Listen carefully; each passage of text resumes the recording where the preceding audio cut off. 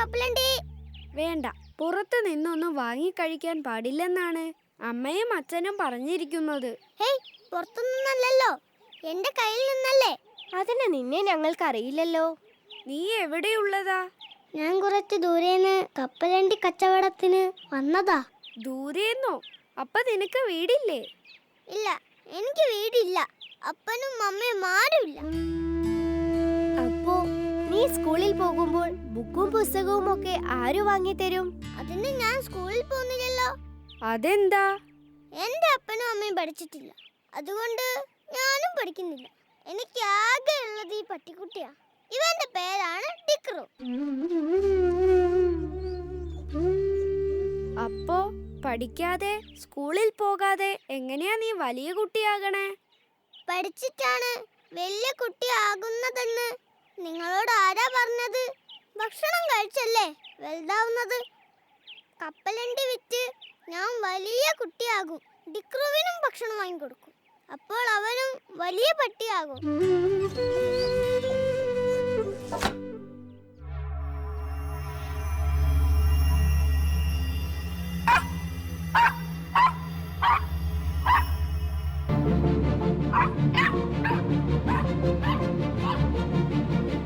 അയ്യോ, എന്റെ അമ്മേ, പട്ടി അടിക്കാൻ വരുന്നേ.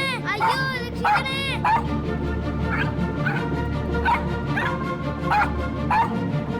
അയ്യോ, ഇവിടെ ആരും ഇല്ലേ ഈ പട്ടി ഒന്ന് പിടിച്ച് കെട്ടാൻ?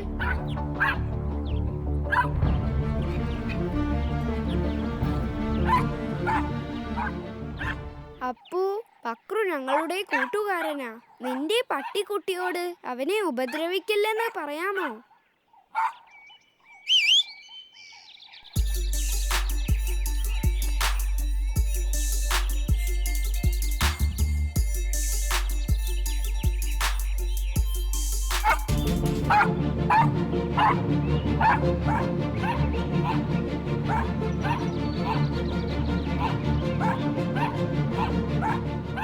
ഞാനും വരട്ടെ നിങ്ങളുടെ കൂടെ.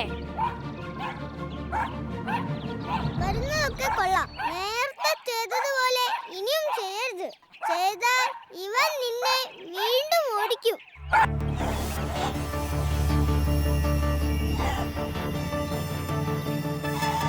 എന്നാൽ വാ.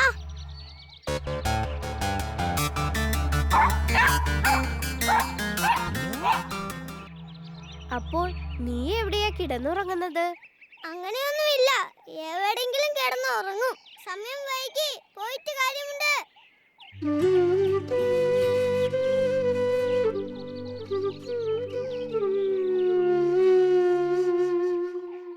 എന്താ എല്ലാവരും നോക്കി നിൽക്കുന്നത്?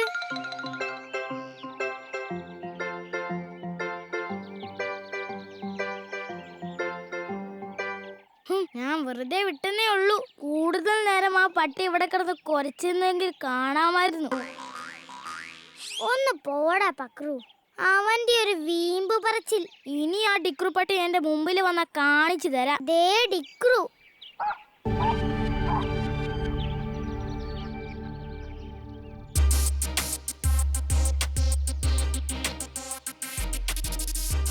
ആ അപ്പുവിന്റെ കാര്യം കഷ്ടം തന്നെയല്ലേ? അതെ, നമ്മളെ പോലെ അല്ലല്ലോ അവൻ. അച്ഛനും അമ്മയും ഇല്ല, സ്കൂളിലും പോവില്ല. അവനെ നമുക്ക് നമ്മുടെ സ്കൂളിൽ കൊണ്ടുപോയാലോ? അതിനവൻ സമ്മതിക്കുമോ? സ്കൂൾ വളരെ മനോഹരമാണെന്ന് പറഞ്ഞാൽ പോരെ? എന്നാലും നമുക്ക് സംസാരിച്ചു നോക്കാം.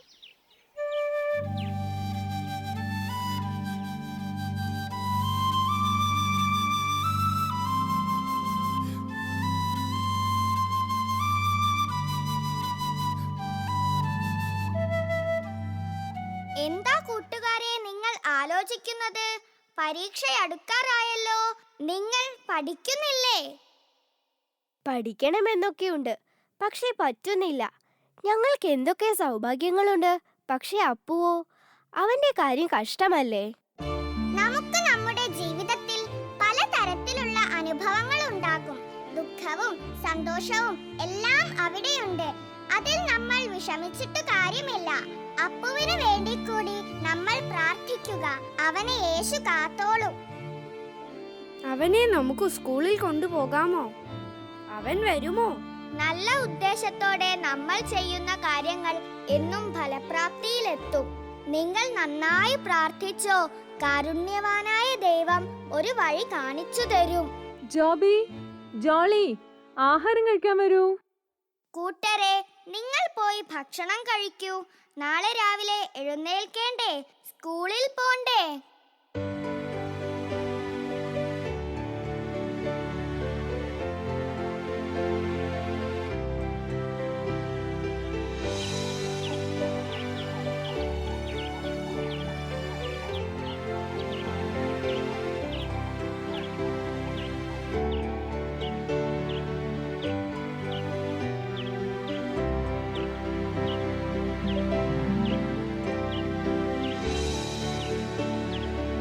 ദേ അപ്പു.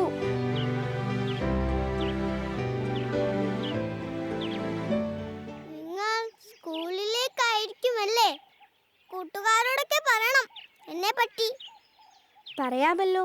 അപ്പോ നിനക്ക് ഞങ്ങളുടെ കൂടെ വരാമോ? എവിടേക്ക്? സ്കൂളിലേക്ക്. അവിടെ വന്നാൽ നിങ്ങളുടെ കൂട്ടുകാരൊക്കെ കപ്പലണ്ടി വാങ്ങിക്കും അല്ലേ? അതിനല്ല, നിനക്ക് ഞങ്ങളുടെ സ്കൂളിൽ വന്ന് പഠിച്ചൂടെ? എന്തിന്? അവിടെ നല്ല രസമാ. ഒത്തിരി പുസ്തകങ്ങളുണ്ട്. അതിൽ നല്ല നല്ല കഥകളും. അതൊക്കെ വായിക്കാമല്ലോ. അതിനെനിക്ക് വായിക്കാൻ അറിയില്ല. എന്റെ അച്ഛനും അമ്മയും സ്കൂളിൽ പോയിട്ടില്ല. അവർ എന്നെ സ്കൂളിലും വിട്ടിട്ടില്ല. അതുകൊണ്ട് ഞാനും പോകുന്നില്ല. സമയം വൈകി, പിന്നെ കാണാം. നിൽക്കപ്പു, നിനക്ക് നല്ല രസമായിരിക്കും അവിടെ. കൂടാതെ കുറെ കൂട്ടുകാരെയും കിട്ടും. എനിക്കതൊന്നും വേണ്ട. നിങ്ങൾക്ക് വേണമെങ്കിൽ എന്റെ കയ്യിൽ നിന്ന് കപ്പലിന്റെ വാങ്ങാം. അല്ലാതെ ഞാനൊന്നിനുമില്ല.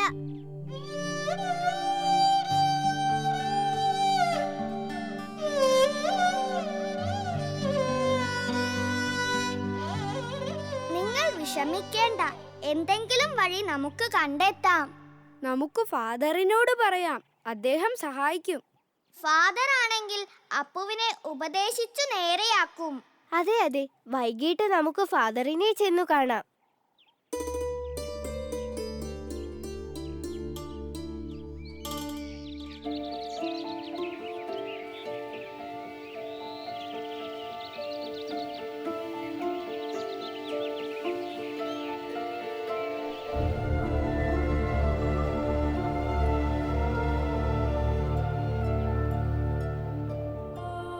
ഈശോ മിശിഹായിക്ക് സ്തുതിയായിരിക്കട്ടെ. ഇപ്പോഴും എപ്പോഴും സ്തുതിയായിരിക്കട്ടെ. എന്താ കുഞ്ഞുങ്ങളെ?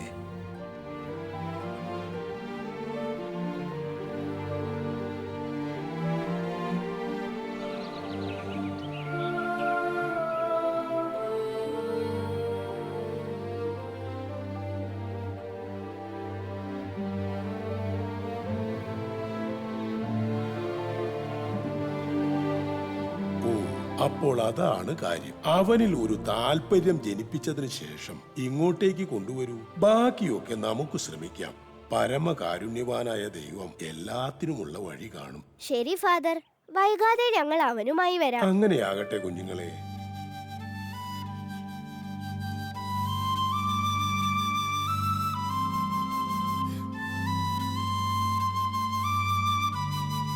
ഫാദറിന്റെ അടുത്ത് എങ്ങനെ അപ്പുവിനെ എത്തിക്കും? എങ്ങനെയും എത്തിക്കാം. പക്ഷേ ഫാദർ സംസാരിക്കുമ്പോൾ അവൻ ഓടിപ്പോയാലോ?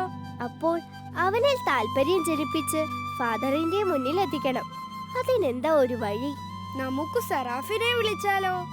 യേശുവേ നന്ദി, യേശുവേ സ്തോത്രം, സ്തോത്രം. യേശുവേ നന്ദി, യേശുവേ സ്തോത്രം. യേശുവേ സ്തോത്രം.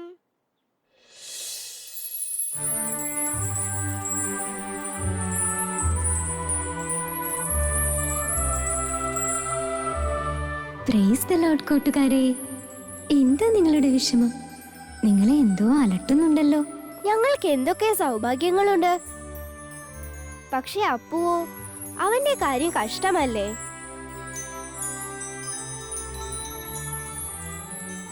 ഇത്രയുള്ളൂ. ഇത് നമുക്ക് പരിഹരിക്കാവുന്നതേ ഉള്ളൂ.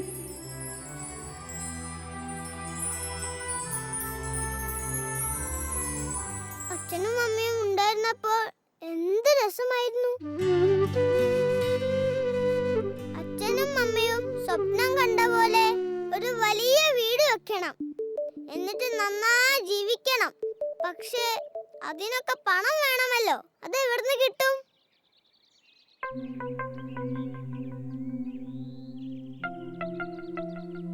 നിന്നോട് പറഞ്ഞിട്ട് എന്താ കാര്യം? ഒരുപാട് ജോലി ചെയ്ത് പണം ഉണ്ടാക്കണം, എന്നിട്ട് ആഗ്രഹങ്ങളെല്ലാം സാധിക്കണം.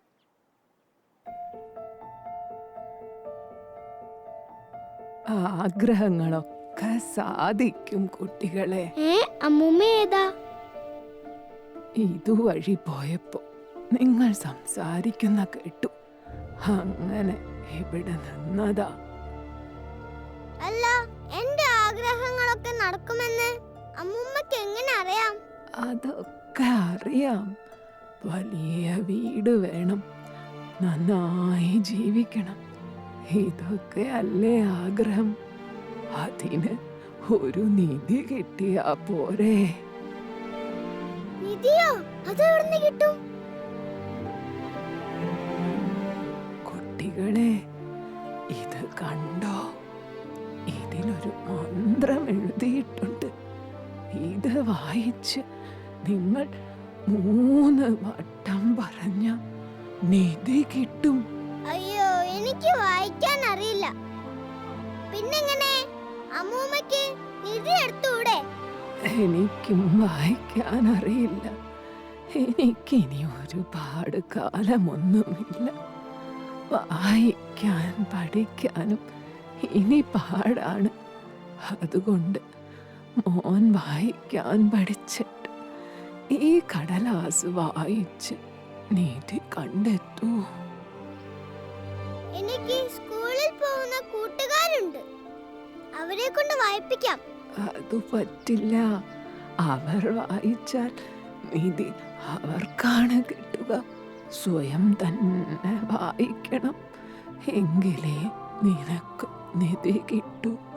അപ്പോ എല്ലാ ആഗ്രഹങ്ങളും മോന് സാധിക്കാൻ പറ്റും.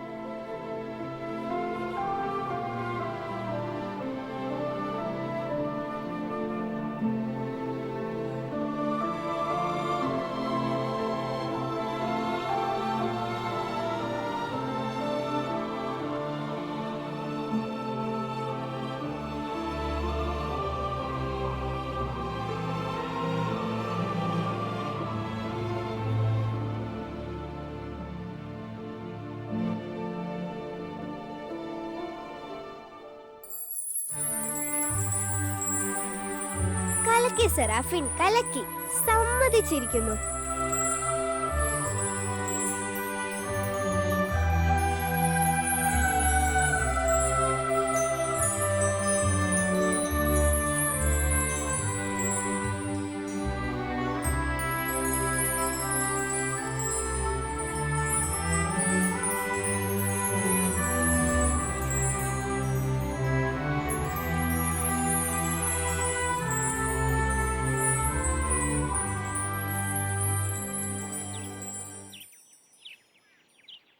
എന്താ അപ്പു, നീ ഇന്ന് കപ്പലണ്ടി വിൽക്കാൻ പോയില്ലേ? ഇല്ല, നിങ്ങൾ എനിക്ക് ഒരു ഉപകാരം ചെയ്യാമോ? എന്താ? എന്നെ വായിക്കാൻ പഠിപ്പിക്കാമോ? ഒരു ദിവസം പഠിപ്പിച്ചാൽ മതി. വായിക്കാൻ പഠിക്കണമെങ്കിൽ നീ സ്കൂളിൽ ചേരണം. എന്താ ഇപ്പൊ നിനക്ക് അങ്ങനെ തോന്നിയേ? പഠിക്കണമെങ്കിൽ സ്കൂളിൽ പോണം, അവിടുന്ന് പഠിക്കാം.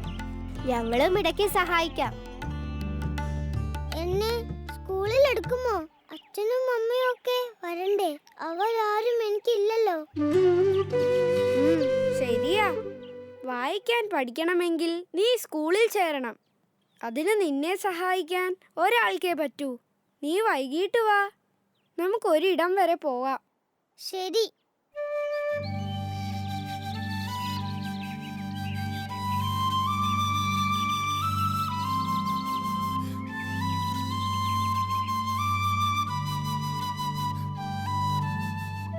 ഈശോ മിശിഹായിക്ക് സ്തുതിയായിരിക്കട്ടെ ഫാദർ. ഇപ്പോഴും എപ്പോഴും സ്തുതിയായിരിക്കട്ടെ. ഇതാ ഫാദർ ഞാൻ പറഞ്ഞ ആൾ. അപ്പു അല്ലേ? വരൂ കുഞ്ഞുങ്ങളെ, അപ്പുവിനെ നമുക്ക് വൈകാതെ സ്കൂളിൽ ചേർക്കാം.